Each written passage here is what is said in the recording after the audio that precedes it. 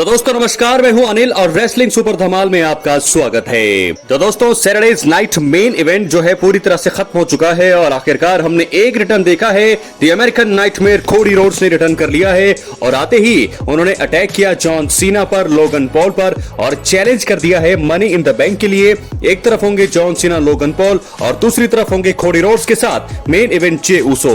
ये हमने देखा आज के इस शो में। दोस्तों प्रॉपर आप बताइए कि आपको ये शो कैसा लगा, 10 में से कितने आप अंक देना चाहेंगे इस शो को। ब्रॉन्सन रीड का भी हमने रिटर्न देखा और वो ज्वाइन कर चुके हैं सेथ रॉलिंस और ब्रॉन ब्रेकर को। हार हुई है सीएम पंक और सैमी ज़ेन की, लेकिन इन सब के बीच रोमन रेंस का रिटर्न क्यों नहीं हुआ।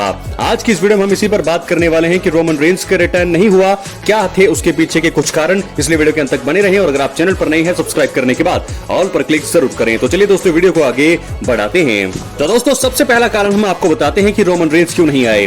पहला ही मुकाबला था ये सैटरडे नाइट मेन इवेंट का, सीएम पंक, सैमी ज़ेन और दूसरी तरफ ब्रॉन ब्रेकर और सेथ रॉलिंस। पहला ही मुकाबला था शो का और वहां पर हमने देखा किस प्रकार जो है आते ही ये मुकाबला बिना बेल के शुरू कर दिया सीएम पंक, सैमी ज़ेन ने। उसके बाद धीरे धीरे मुकाबला बढ़ता गया और हमने देखा ब्रॉन्सन रीड का रिटर्न।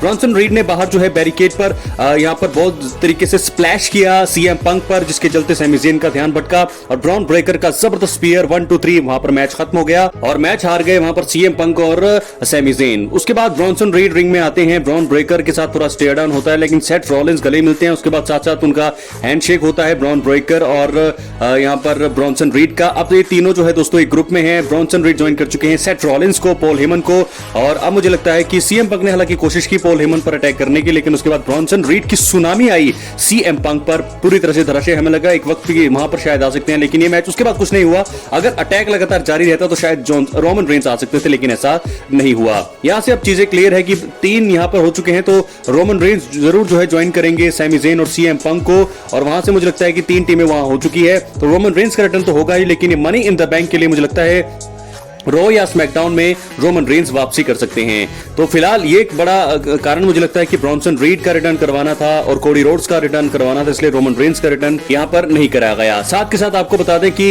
यहां पर अब 3, जब मुझे लगा था कि जब इंटरफेरेंस होनी थी, कोई एक मेंबर अगर जुड़ना था तो या तो रोमन रेंस रिटर्न करते या तो फिर वहां तीसरा मेंबर होता।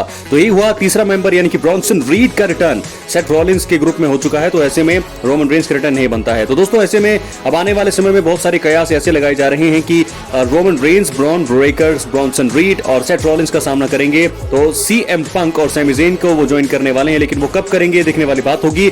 आने वाले मुझे लगता है रॉ में या स्मैकडाउन या कहीं भी रॉ के एपिसोड में जब सीएम पंक, सैमी ज़ेन पर इन तीनों का पलड़ा भारी होगा तो वहां पर रोमन रेंस का रिटर्न हो सकता है।